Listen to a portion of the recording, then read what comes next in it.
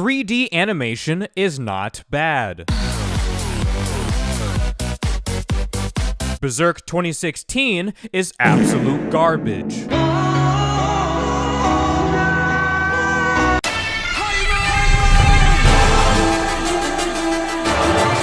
I just suffered through 12 episodes of the well-known train wreck Berserk 2016. Let's talk about it.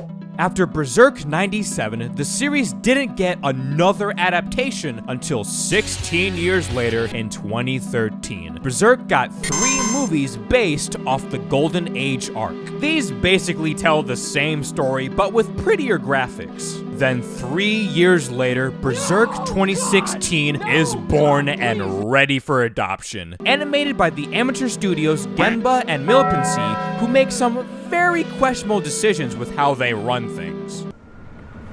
Okay guys, I have an announcement. The next series that we're making is Berserk. Sir, I don't know if we're capable of handling a beloved series like Berserk. You know, for its dark story, intense action, and just high-quality art. Like, literally all we made are a bunch of low-quality comedy anime for horny people. Sorry, what'd you say? We already finished it in like 20 minutes.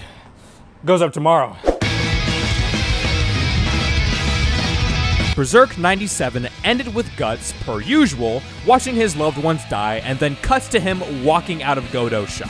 I feel like we're missing some major steps here. Anime-onlys needed to know what happened next, and we wouldn't get that answer for 16 years. Unless you read the manga. Luckily, Berserk Movie 3: The Advent gives us the answer. As Guts writhes in pain, a skeleton riding in on his noble steed breaks into the eclipse. This is Skull Knight. In the manga, Guts actually meets him much earlier during the Golden Age. Skull Knight grabs Casca and Guts, then escapes from the eclipse, leaving the corpses of the former Band of the Hawk and the newly created Femto. Guts wakes up to see Erica and the only other surviving member, Rickert, tending to his wounds. Guts finds Casca and goes up to her, but she runs away like he's got the cheese touch. After dealing with such a traumatic experience, Casca's mind has regressed to that of a scared child who can't remember much nor talk properly. And trust me, it gets worse. If you're having a bad day, just remember, at least I'm not Guts. Guts bolts out the area like it's GTA, thinking back to all his friends and cries out to them. But of course, when he does, nobody's there, just an empty void. Guts stares into the dark sky, thinking of the one who caused all this. Griffith, the man he considered his true friend, is now his sworn enemy. When night falls, a horde of demons surround Guts, looking to possess him.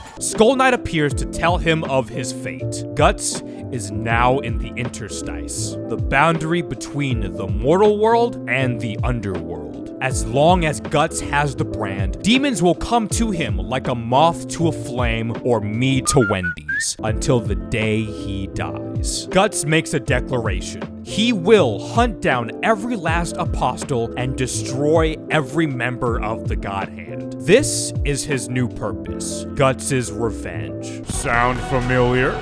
And now it's time to begin the Lost Children chapter. This arc is really brutal, but very important to the story. So I'm really curious to see how they're gonna handle it here.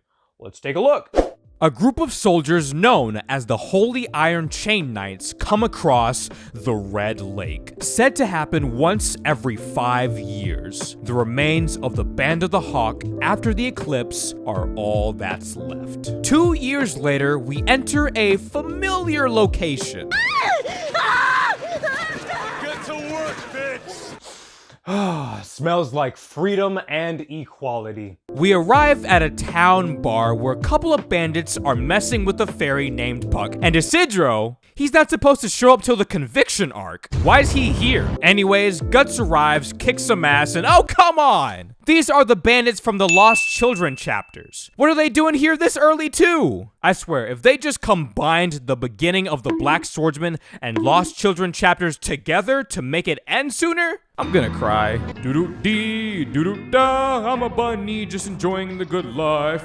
Feels so great to be alive.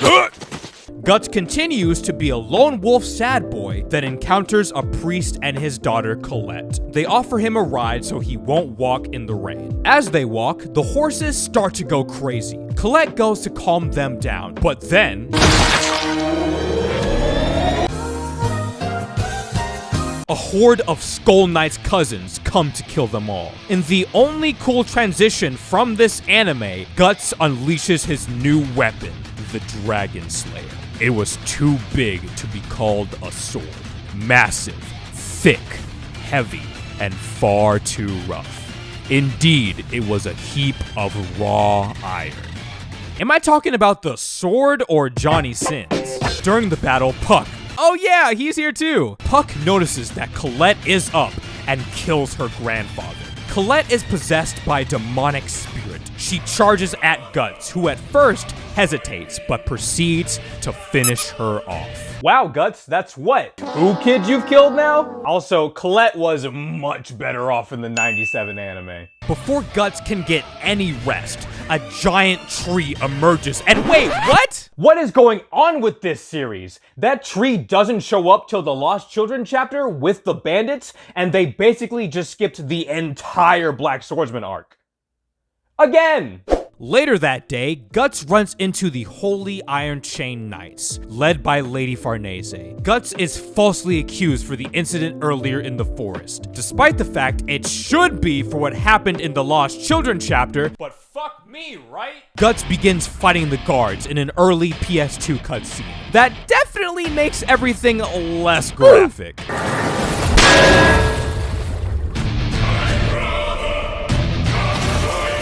I just put a bunch of random nobles who've never fought in a battle to the death before, while I show zero empathy towards their deaths. I'm definitely in the mood for a milkshake right now. Eventually, they take Guts prisoner and Farnese interrogates him about the Band of the Hawk's disappearance. Guts hurts Farnese's feelings, and she smacks him around a few times cause she's so mad. Excuse me, Madame Farnese, I got you that milkshake you wanted?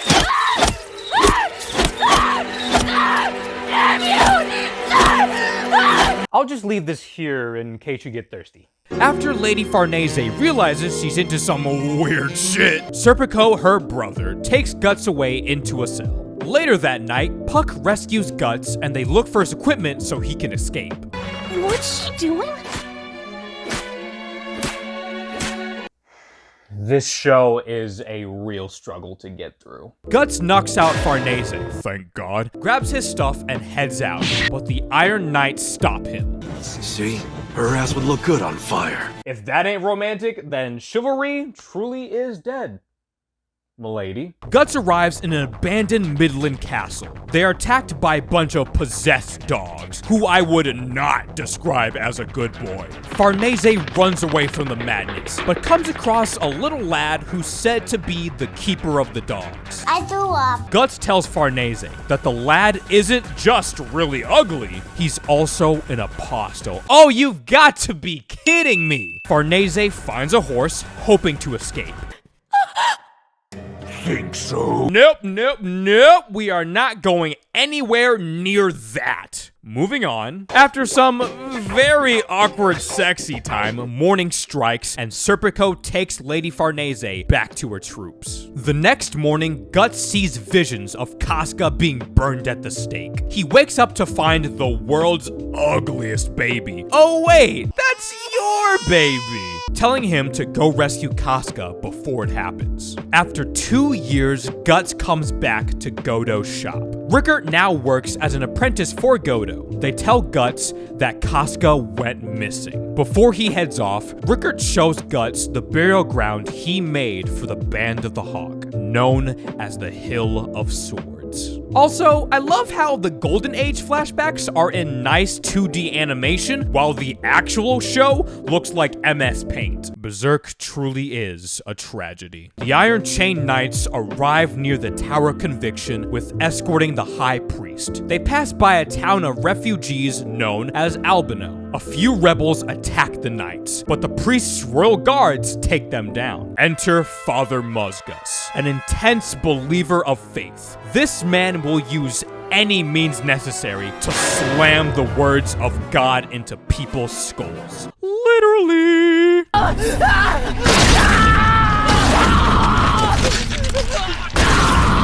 I know we shouldn't kink shame, but Lady Farnese literally gets off to people's bones being crushed.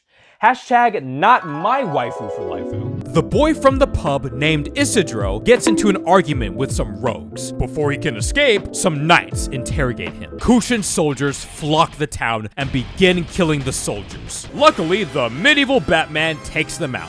Isidro decides to follow Guts in hopes of being like him someday. Trust me, kid, you do not want that. As the Iron Knights continue up the Tower of Conviction, a woman begs them to help her baby who's dying of starvation and probably just all diseases at this point. Father Mozgus decides to take them in as part of God's divine mercy. Before they leave, Father Mozgus wants the lady to perform a sacred task as her duty to God. To save your beloved child, you have sinned, and while your love and bravery should be praised, a sin is still a sin! Remember, kids, caring for your child's well-being is a sin.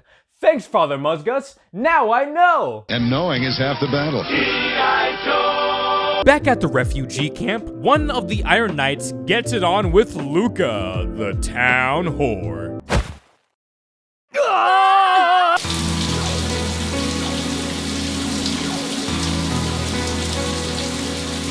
Luca and her band of whores have been taking care of Casca, who came to their camp. Nina and Casca pass by the local Ambient carnival. Our first event, throw a stone at the heretic or get stoned yourself. A game unfortunately meant for the whole family. Guts reunites with Skull Knight, who isn't shy about who dealt it. In the most unhelpful, cryptic way possible, he tells the struggler that the God Hand will make an appearance soon. Back at the Conviction Tower, Farnese and Serpico go to meet Father Mozgus. One of Mozgus's disciples shows them the way. Oh no, he's hot! They meet with Father Mozgus. I'm definitely gonna do that once I finish this. Nina and Casca come back to the refugee camp. Soy boy Joachim tries to ask Nina out on a date. I need to know if you really love me. Well, yes. In that case, are you also willing to be damned to hell with me? Yeah. Nina takes Joachim to our second Ambient festival attraction, a literal orgy full of hallucinogens and semen. Definitely not for the whole family, I cannot stress that enough. After Joachim kisses the goat man Snake Dick, he notices that the pot is full of dead bodies. As he runs away, Nina tells them to kill Joachim for fear of telling everyone about their hideout. Nina realizes that Luca has been following her this whole time. Stop acting so high and mighty! You're just a whore like me! Stop it! Please! Stop! There are no words. You saw it. I saw it. What more needs to be said? Casca shows up, and when the others try to have their way with her, the demon child protects her. Now, all the people view Casca as a witch, meant to protect them from harm. The next morning, one of Luca's whores is being taken to the Tower of Conviction. Team Guts arrives. They take down the guards and ask where Casca is at. Guts, just cause someone doesn't know the answer to something doesn't mean you gotta kill them and everyone in a 5-foot radius. Luca takes them to their tent to see Casca, but when they get there, both Nina and Casca are gone. Nina ran away with Casca, only to meet up with the orgy boys from earlier. They take both of them to the hideout. Isidro and Puck find the girls. Casca is being praised as their black witch who must eat the heart of the sinner Nina, and then consummate, that means sex, with the goat man. Farnese and her knights arrive at the hideout, only to see half of them being possessed by demons. They start attacking everyone. Could drugs alone cause this to happen? If that's true, then they should really use this for anti-drug campaigns. This is your brain on drugs. The Goat Man and a few others try to escape, but a creature that could really use some eye drops injects him with some unknown substance. During the commotion, the Goat Man slams down in the middle of the battlefield. He's now become a pseudo-apostle. The creature grabs Casca and tries to show the snake in his boot, but Mr. Buzzkill comes to rescue Casca. After 2 years, they finally meet again. Guts eventually kills the demon and follows his group who took Casca somewhere safe, only to meet up with Serpico on a narrow path. Serpico wants to kill Guts for messing with his sister. Speaking of which, how's she holding up? That looks about right. The fight begins. Serpico has the advantage since Guts can't use his sword with such little space. Unfortunately for Serpico, Guts is a Giga Chad. He grabs his sword and breaks it. I'm in danger! But Serpico runs free. Guts meets with Isidro, who says that Casca and Nina got taken by the Holy Knights. Dude really sucks at his job. Later that night, Guts' team, along with Luca, go into the Tower of Conviction to look for Nina and Casca. Give me strength, a tiny bit of your courage. She's gonna need a lot of courage for that one. You hate me, don't you? Well, you did just slap the shit out of me, so you know what? I'm sorry. I guess I'm the asshole. Casca is taken to Father Mozgus, who deems her a wicked witch that needs to be dealt with immediately. Before she's impaled, a giant purple ooze of demons emerge to protect her and eat everything alive. Everyone escapes the torture room, and Guts grabs Farnese and, politely, asking her to bring him to Casca. When they go back, Casca is gone once again. How is it so hard to keep track of her? Father Mozgus and his men try to fend off the creature. The other creature from earlier injects them all just like it did with the Goat Man. They are now pseudo-apostles. But Father Mozgus thinks this is a blessing from God, giving him divine powers thanks to his decades of belief. Before Mozgus and his men can take Casca away to be burned at the stake, Guts arrives just in time, and we get literally the coolest scene in this anime. As Guts fights, he stares up at Mozgus, carrying Casca, protected by his men, while Hi-Yo plays. Hi-Yo is a really good song that truly captures the feeling of Berserk. The problem is that it plays way too often. Let me give you an idea of just how often this track plays.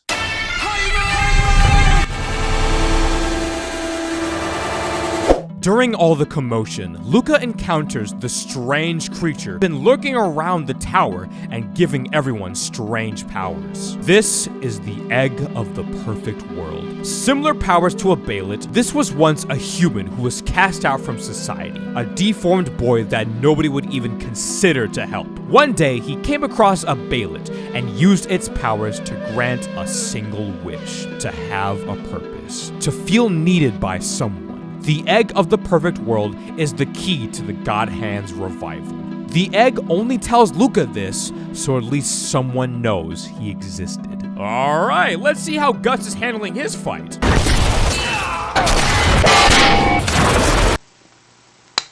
That was easy. As Guts heads up the tower, the purple ooze continues to wreak havoc in the town, killing many citizens. Then, a familiar scene begins to take shape. The flames form the brand of sacrifice, meaning that the eclipse is coming soon. As all this goes on, the egg of the perfect world finds the demonic infant slowly dying. Feeling like he can relate to the baby's loneliness, the egg eats it to help give birth to the new world. Mozgus tries to grab Casca, but Guts pulls another Leroy Jenkins and slams his blade into Father Mozgus. Mozgus survived thanks to the Bible in his heart. He reveals his new form and begins to fight Guts. The battle is a major struggle for Guts, as Mozgus' body is tougher than any apostle he's fought so far, unable to do any damage to him. Eventually, Guts finds Mozgus' weakness. Mozgus falls to the ground with his body in flames, surrounded by a holy light.